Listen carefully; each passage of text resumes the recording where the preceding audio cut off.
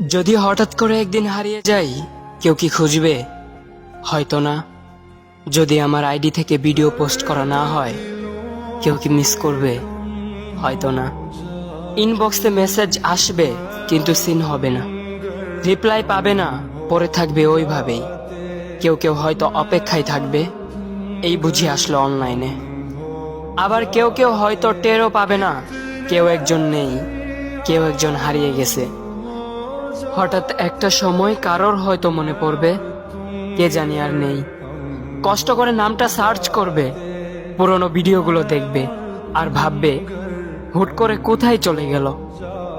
আবার কেউ কেউ হয়তো একদিন দুই দিন না পেয়ে ফ্রেন্ড লিস্ট থেকে আনফ্রেন্ড করে দেবে। যখন আমি থাকবো না, তখন আমার স্মৃতি কারোর মনে পড়বে, হয়তো পড়বে, আবার হয়তো পড়বে না।